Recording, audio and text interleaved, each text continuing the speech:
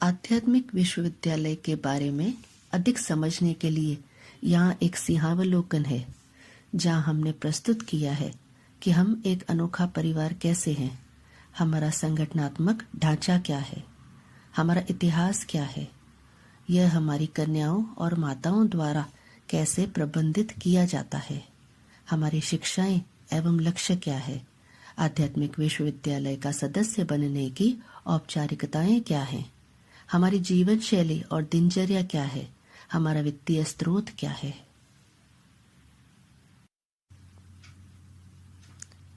आध्यात्मिक विश्वविद्यालय एक ईश्वरीय परिवार है जिसका लक्ष्य है परमपिता परमात्मा शिव द्वारा दिए जा रहे ईश्वरीय ज्ञान और सहज राजयोग के द्वारा वसुदैव कुटुंबकम की भावना से ओतप्रोत एक नए विश्व की स्थापना करना। लगभग 10 व्यक्तियों के साथ प्रारंभ हुए इस परिवार में आज दुनिया भर के 25,000 से अधिक सदस्य हैं। आध्यात्मिक शब्द 2 शब्दों से बना हुआ है, अधि और आत्मिक।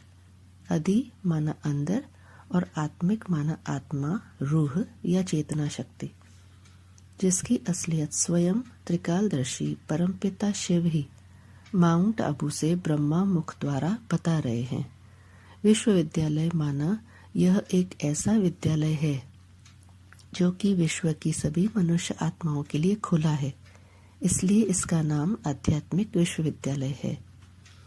इस विश्वविद्यालय के सदस्य आत्मिक स्मृति के आधार पर जात पात, लिंग, पद, भाषा और धर्मों की सीमाओं को लांघते हुए वसुदैव कुटुंबकम की स्थापना में प्रैक्टिकली सहयोगी बनते हैं।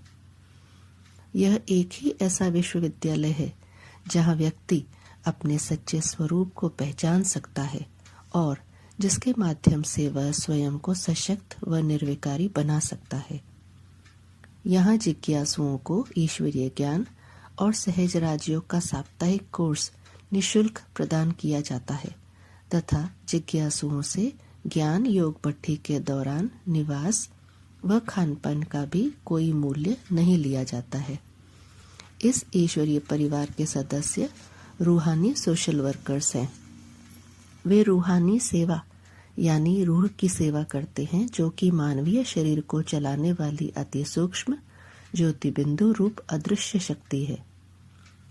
विश्व भर में किए जाने वाले अनेक प्रयासों के बावजूद भी व्यक्तिगत और दुनियावी स्तर पर पाप, अत्याचार, व्यभिचार, दुख और अशांति बढ़ ही रही है, क्योंकि मनुष्य आध्यात्मिकता को पूर्णतः भूल चुके हैं। आध्यात्मिक विश्वविद्यालय अपने रूहानी सोशल वर्कर्स द्वारा इस दुख, दर्द, अशांति को मिटाकर विश्व में शांति और समृद्धि लाने का लक्ष्य रखता है और इसका सहज उपाय बताता है कि हम अपनी मन बुद्धि को बाहरिक भौतिक जगत से हटाकर आंतरिक आत्मिक स्वरूप में स्थित करें, जिससे हम अपने मूल स्वभाव अर्थात पवित्रता, सुख, शांति, आनंद की शाश्वत अनुभूति कर देवत्व प्राप्त करते हैं।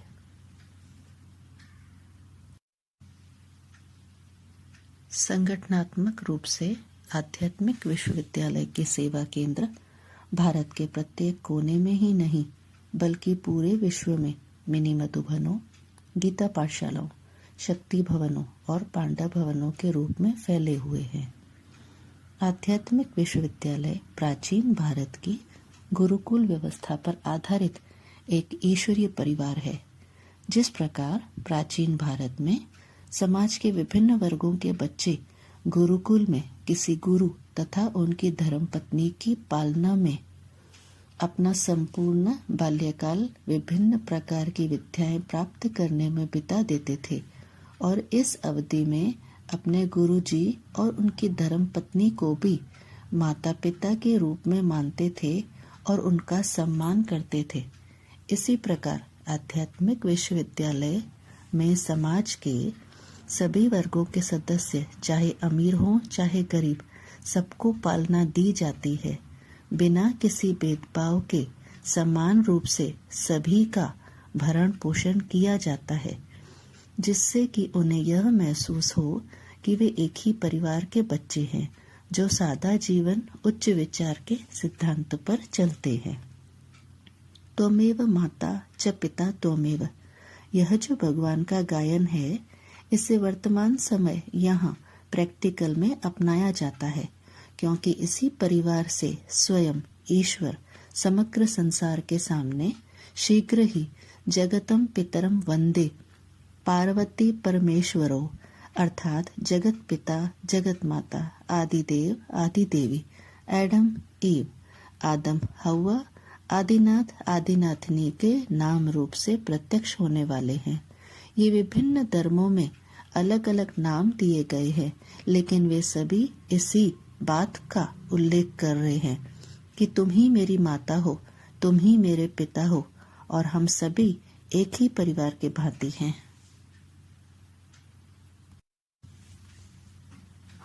आध्यात्मिक विश्वविद्यालय का इतिहास। आध्यात्मिक विश्वविद्यालय के स्थापना के तार ब्रह्मा कुमारी संस्था से जुड़े हुए हैं तथा यह विश्वविद्यालय ब्रह्मा कुमारी संस्था के समानांतर पैरेलल कार्य कर रहा है। परमपिता परमात्मा शिव ने इस विश्वविद्यालय के संस्थापक दादा लेखराज उर्फ ब्रह्मा द्वारा 1951 से 1969 तक माउंट आबू से ईश्वरीय ज्ञान सुनाया, जो कि ब्रह्मा कुमारी संस्था द्वारा प्रामाणिक रूप से ज्ञान मुरलियों के रूप में प्रकाशित किया जा रहा है। यही ज्ञान मुरलियां और अव्यक्त वाणियां ब्रह्मा की वो शिक्षाएं हैं जो उन्होंने 18 जनवरी 1969 को शरीर छोड़ने के बाद गुलजार दादी के माध्यम से दी हैं। ये शिक्षाएं हमारा ईश्वरीय संविधान है। ब्रह्मा कुमारी संस्था की अपनी मान्यता है कि 18 जनवरी 1969 में दादा लेखराज के देहावसान के पश्चात निराकार परमपिता शिव अपने धाम परमधाम चले गए हैं और हर वर्ष पूर्व निर्धारित दिनों एवं समय पर दादी गुलजार में प्रवेश कर माउंट आबू में ज्ञान सुनाते हैं। मूल रूप से इस परिवार की उत्पत्ति सन 1936 में ओम मंडली के नाम से सिंध हैदराबाद में हुई और फिर सन 1951-52 में इसका नाम ब्रह्मा कुमारी ईश्वरीय विश्वविद्यालय पड़ा। आखिरीन सन 1976-77 में हमारे ईश्वरीय संविधान के आधार पर इसका नाम आध्यात्मिक विश्वविद्यालय पड़ गया। ब्रह्मा कुमारी संस्था में हमें बेसिक ज्ञान यानी आत्मा और परमात्मा के ज्योतिर्बिंदु रूप का ज्ञान मिला और सृष्टि चक्र की बेसिक समझानी भी मिली। आध्यात्मिक विश्वविद्यालय में हमें बेसिक ज्ञान के साथ साथ आत्मा का ऊंचा यानी एडवांस ज्ञान अर्थात आत्माओं के अनेक जन्मों की जानकारी तथा परमपिता परमात्मा शिव के प्रैक्टिकल नाम, रूप, देश, काल और उनके दिव्य कर्तव्यों का भी ज्ञान मिलता है। आध्यात्मिक विश्वविद्यालय के 80% से भी अधिक जिज्ञासु पहले ब्रह्मा कुमारी संस्था के सदस्य थे और उनकी बेसिक पढ़ाई पूरी होने पर आध्यात्मिक विश्वविद्यालय से जुड़ गए। आध्यात्मिक विश्वविद्यालय का प्रबंधन कैसे होता है? यह कन्याओं और माताओं द्वारा प्रबंधित किया जाता है। आध्यात्मिक विश्वविद्यालय एक गैर सरकारी आध्यात्मिक ईश्वरीय परिवार है। यहाँ के लगभग 60 से 70% सदस्य महिलाएं अर्थात कन्याएं और माताएं हैं। दुनिया में सभी मनुष्य गुरुओं ने कन्याओं माताओं को ठुकराया, उनको नीचे गिराने के निमित्त बने, परंतु जब भगवान प्रजापिता ब्रह्मा के द्वारा इस सृष्टि पर अवतरित होते हैं तो वे कन्याओं माताओं को शिव शक्ति के रूप में ऊपर उठाते हैं। सभी के मन में यह प्रश्न उठ सकता है कि यहाँ इस परिवार में कन्याओं माताओं की संख्या ज्यादा क्यों है? इसके संबंध में हमारे ईश्वरीय संविधान के प्रमाणित महावाक्य बहुत स्पष्ट रूप से समझानी देते हैं। आध्यात्मिक विश्वविद्यालय की शिक्षाओं के 4 मुख्य विषय हैं: ज्ञान, योग, धारणा और सेवा।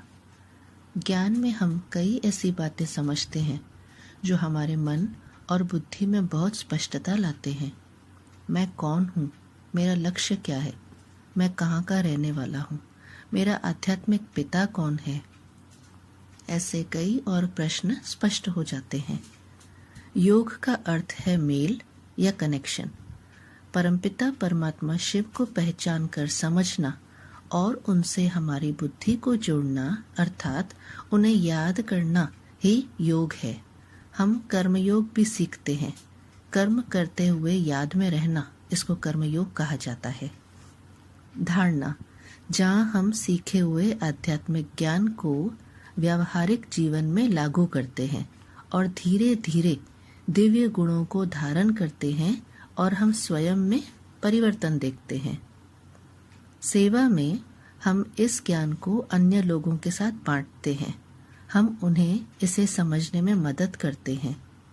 शुद्ध संकल्प करते समय भी हम वायुमंडल को शुद्ध बनाने की सेवा करते हैं। हमारे कर्मों से भी हम सेवा करते हैं, अतः हमारे विचारों, शब्दों और कर्मों की ओर ध्यान देना भी बहुत महत्वपूर्ण है। स्व परिवर्तन से विश्व परिवर्तन होता है। आध्यात्मिक विश्वविद्यालय की अन्य गतिविधियां इस प्रकार हैं। हमारे सदस्य समर्पित सदस्यों के लिए खुद ही वस्त्र सीलते हैं। कई चीजें हस्त निर्मित होती हैं। हम मिलजुल कर कार्य करने और किफायत में विश्वास रखते हैं। हस्त निर्मित आयुर्वेदिक के संबंध में भी हमारे कुछ सदस्य जो चिकित्सा के क्षेत्र से जुड़े रहे हैं, वैद्यों के निर्देशानुसार घर पर ही दवाइयाँ तैयार करते हैं। हमने जैविक खेती को अपनाया है, जहाँ रसायनों का उपयोग नहीं किया जाता, ताकि स्वास्थ्य पर उन रसायनों के दुष्प्रभाव को कम किया जा सके। दूध के उत्पादन और गोबर खाद के लिए कई गौशालाएं चलाई जा रही हैं। इतना ही नहीं, दिल्ली और कंपिल के सेवा केंद्रों के भवनों का निर्माण भी हमारे सदस्यों के सहयोग से ही किया गया है। सभी के एक साथ आने से, उसका हिस्सा होने से, संतोष का भाव होने से और एकता को देखकर स्वावलंबी और स्वाधीन होने से व्यावहारिक रूप से बहुत संतोष आया है। आइए हम इस पढ़ाई के लक्ष्य को समझने का प्रयास करें, व्यक्तिगत स्तर पर और वैश्विक स्तर पर। व्यक्तिगत स्तर पर इस ईश्वरीय पढ़ाई से हम लक्ष्मी और नारायण बनने के उच्चतम शिखर पर पहुंच सकते हैं।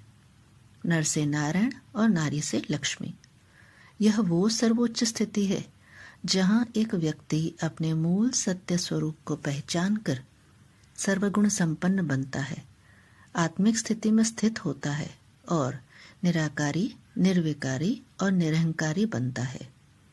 राजयोग का अभ्यास साधक को डबल अहिंसक बनाता है, अर्थात क्रोधजनित हिंसा और काम विकार की हिंसा से भी सहज ही मुक्ति मिल जाती है। जैसा कि गीता के 18वें अध्याय श्लोक संख्या 73 में कहा गया है, नष्टो मोहा स्मृतिर्लब्धा, अर्थात मन और बुद्धि के द्वारा सर्वस्व त्याग करना। किसका? पुरानी परंपराओं और संस्कारों का, आसुरी गुणों का, विकारों का, जो हमने सच्चे आध्यात्मिक ज्ञान के अभाव में लंबे समय से धारण कर लिए हैं। इस संबंध में भी इस पढ़ाई और राजयोग के अभ्यास से हम अपने मूल आत्मिक स्वरूप में स्थित हो सकते हैं और देहभान के कारण उत्पन्न हुई कमियों, कमजोरियों का त्याग करने की क्षमता सहज ही आ जाती है। वैश्विक स्तर पर विश्व में परिवर्तन होता है। वसुधैव कुटुंबकम, एक परिवार की भावना पैदा होती है। जब प्रत्येक मनुष्य अपने सत्य स्वरूप को, अपने आध्यात्मिक पिता को और संपूर्ण सृष्टि चक्र को पहचान लेता है, तब ऐसी एकता की भावना पैदा होती है जो एक ऐसे विश्व की स्थापना करता है जहाँ हिंसा का नाम निशान नहीं, धर्म, जाति, लिंग के आधार पर कोई भेदभाव नहीं। वह एक परिवार, एक राज्य, एक कुल होता है। अनेकता, अधर्म, शत्रुता, विकार, दरिद्रता, भ्रष्टाचार, जातिवाद का अंत करने के लिए प्रायःलोप हुए आदि सनातन देवी देवता धर्म की फिर से स्थापना की जाती है। यह केवल परमपिता परमात्मा शिव के दिव्य ईश्वरीय ज्ञान और राजयोग के माध्यम से ही संभव है। यह ऐसा एक परिवर्तन होता है कि राजसत्ता और धर्मसत्ता दोनों ही एक हाथ में आ जाते हैं, जिसके कारण एकता की भावना स्वाभाविक रूप से उत्पन्न हो जाती है। इसके लिए हर वह व्यक्ति जिसने इस ज्ञान और वर्तमान समय के महत्व को जान लिया है, अन्य सभी लोगों के साथ इस ज्ञान को बांटने का प्रयास करता है, ताकि स्व परिवर्तन से विश्व परिवर्तन हो सके और एकता के सूत्र में बंधे आध्यात्मिक परिवार की स्थापना हो सके। आइए अब हम समझते हैं कि कोई व्यक्ति आध्यात्मिक विश्वविद्यालय में जिज्ञासु कैसे बन सकता है। आरंभ में जिस व्यक्ति को आध्यात्मिक ज्ञान में रुचि हो, उसे आध्यात्मिक विश्वविद्यालय के किसी भी स्थानीय गीता पाठशाला या मिनी मधुबन में 7 दिन का कोर्स करना होता है और दिव्य ज्ञान के गहन अध्ययन और राजयोग के अभ्यास के पश्चात यदि उसे आध्यात्मिक माता और पिता के रूप में निराकार परमपिता शिव द्वारा बजाए जा रहे वर्तमान साकार पाठ पर पूर्ण निश्चय हो, तो वो परमपिता परमात्मा शिव के प्रैक्टिकल पाठ में संपूर्ण निश्चय तथा जीवन भर पवित्र रहने के उसके वचन के संबंध में आध्यात्मिक विश्वविद्यालय को स्वैच्छिक रूप से एक शपथ पत्र देता है। उसके बाद आध्यात्मिक विश्वविद्यालय के कंपिल स्थित सेवा केंद्र में ज्ञान और योग की 7 दिन की बट्ठी करना आवश्यक होता है। आप देख सकते हैं कि हमारी मुरलियों की शिक्षाओं के अनुसार यह अनिवार्य है और हम आपको एक बार फिर से याद दिलाते कि इस ज्ञान को प्राप्त करने के लिए कोई शुल्क अर्थात फीस नहीं ली जाती है, क्योंकि यह परमपिता परमात्मा शिव का ज्ञान है। किसी भी जाति, मठ, पंथ, धर्म का व्यक्ति आध्यात्मिक विश्वविद्यालय का सदस्य बन सकता है। साप्ताहिक ज्ञान योग की बट्ठी के बाद भी अगर कोई सदस्य ईश्वरीय संविधान के नीति नियमों के बरखिलाफ आचरण करता है, तो उसकी सक्रिय सदस्यता रद्द कर दी जाती है और अगर कोई समर्पित सदस्य स्वेच्छा से आध्यात्मिक विश्वविद्यालय का परित्याग करना चाहती है, तो आध्यात्मिक विश्वविद्यालय को त्याग पत्र देकर अपने घर जा सकती है। उक्त सदस्य आध्यात्मिक विश्वविद्यालय को माफीनामा देकर वह दोबारा ज्ञान योग की बट्ठी कर फिर से अपनी सदस्यता प्राप्त कर सकते हैं। अब जानेंगे कि आध्यात्मिक विश्वविद्यालय के सदस्य के दैनिक क्रियाकलाप क्या होते हैं। सुबह हम अमृत वेला योग करते हैं। प्रातः 2 से 4 बजे तक का समय अमृत का समय होता है। ये दिशा निर्देश सदस्यों के लाभ के लिए है, अर्थात व्यक्ति को अपनी क्षमता के अनुसार इस निर्देश का पालन करना होता है। किसी सदस्य पर कोई दबाव नहीं डाला जाता है। फिर हम प्रतिदिन परमपिता परमात्मा शिव के ईश्वरीय ज्ञान का क्लास करते हैं। फिर खाना पकाते और परोसते समय, खाते समय, अपने घर के काम करते समय हम ईश्वर की याद में रहने का प्रयास करते हैं। आध्यात्मिक विश्वविद्यालय में समर्पित सदस्य अन्य दैनिक कार्य करते हैं और अपने सेवा केंद्रों पर अन्य लोगों की सेवा करते हैं। जो आध्यात्मिक विश्वविद्यालय के सदस्य हैं किंतु समर्पित नहीं हैं, वे अपनी सुविधा अनुसार दैनिक आध्यात्मिक क्लास में भाग लेते हैं और अन्य लोगों की सेवा में रत रहते हैं। वे अपनी रुचि के अनुसार विभिन्न प्रकार की सेवाएं करते हैं। एक मुख्य अभ्यास जो हम करते हैं वो है स्वयं को आत्मा समझना और भगवान को याद करना। दूसरों को आत्मिक रूप में देखना, खुशियां देना और खुशियां लेना, जिसका अर्थ है न दुख देना न दुख लेना। कुछ सिद्धांत जिन पर हम ध्यान देते हैं वो है मनसा वाचा कर्मणा, पवित्रता को बनाए रखना, 5 विकारों काम, क्रोध, लोभ, मोह, अहंकार का त्याग करने का अभ्यास, क्योंकि इन्हीं विकारों से हमारे जीवन में दुख आया है। और हाँ, हम शाकाहारी भोजन करते हैं, सात्विक भोजन करते हैं और मदिरा, तंबाकू, पान, नशीली दवाओं आदि का प्रयोग वर्जित है। हमारे ईश्वरीय संविधान अर्थात मुरलियों के अनुसार हम ऐसा कोई पदार्थ नहीं खाते जो कि मंदिरों में देवताओं को भोग नहीं लगाया जाता है। और हमारा मानना है कि जैसा अन्न वैसा मन। अतः हम क्या खाते हैं, कैसे परोसते हैं, इस पर ध्यान दिया जाता है। और साथ ही जैसा संग वैसा रंग मन पर चढ़ता है। अतः हम अपनी संगति पर ध्यान देते हैं और सादा जीवन, उच्च नैतिक मानकों पर चलने का प्रयास करते हैं। हमारा खाना, रहना, पहनना सादा हो सकता है, पर हमारा व्यवहार ऊंच होना चाहिए।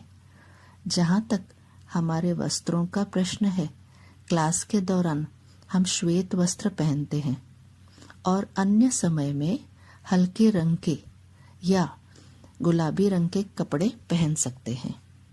मुरलियों के अनुसार घर गृहस्थ में रहते हुए ब्रह्मचर्य का पालन करने का अर्थ है कमल समान जीवन जीना। कमल समान जीवन जीना अर्थात सबके साथ रहते हुए निर्मोही रहना। अब समझेंगे कि आध्यात्मिक विश्वविद्यालय के क्रियाकलापों को किस प्रकार संचालित किया जाता है, उसका वित्तीय स्रोत क्या है। हमारे सदस्य 2 प्रकार के हैं, एक समर्पित, दूसरे गैर समर्पित। समर्पित सदस्यों ने दूसरों की सेवा के लिए अपना जीवन न्यौछावर कर दिया है। विश्व के कल्याण के लिए उन्होंने अपना जीवन इस परिवार में ईश्वर के कार्य में समर्पित कर दिया है। उनके वित्तीय सहयोग से इस परिवार के क्रियाकलाप चलाए जाते हैं।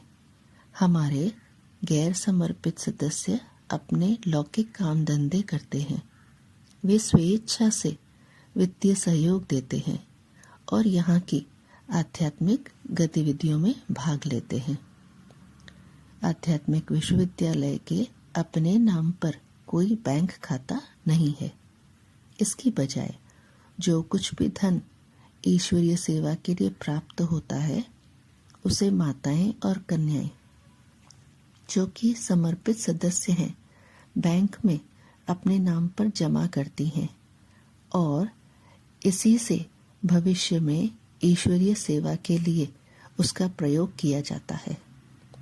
समझने योग्य एक और महत्वपूर्ण बात यह है कि आध्यात्मिक विश्वविद्यालय और इसके सदस्य किसी गैर सदस्य से या किसी सरकारी या गैर सरकारी संगठन से कोई दान, शुल्क, उपहार या धन स्वीकार नहीं करते। यह पुनः ईश्वरीय संविधान अर्थात हमारी मुरलियों के अनुसार है। आध्यात्मिक विश्वविद्यालय धन कमाने या वित्तीय लाभ करने के लिए कोई काम या धंधा नहीं करते।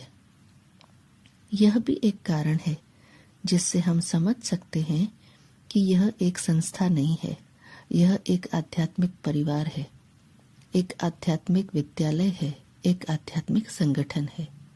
यहाँ हर कोई आध्यात्मिक दृष्टिकोण से समान है। यहाँ किसी को अध्यक्ष, मंत्री, सचिव के रूप में कोई पदनाम या मर्तबा नहीं दिया जाता है। यह एक परिवार है, इसलिए इसका पंजीकरण नहीं किया जाता है।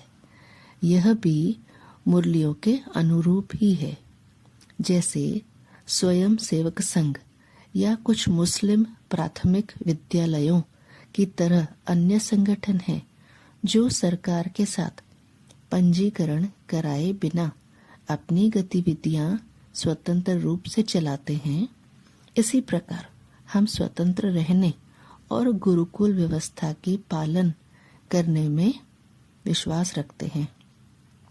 और इस पहलू में ब्रह्मा कुमारियां आध्यात्मिक विश्वविद्यालय से भिन्न है। ब्रह्मा कुमारियों ने मुरलियों में दी गई श्रीमत के विपरीत स्वयं को सरकार के पास पंजीकृत करा लिया है। आपसे निवेदन है कि ईश्वर के प्रैक्टिकल पार्ट को समझकर अपना भविष्य बनाने के लिए वर्तमान समय के महत्व को समझने के लिए समय निकालें। वंदे मातरम।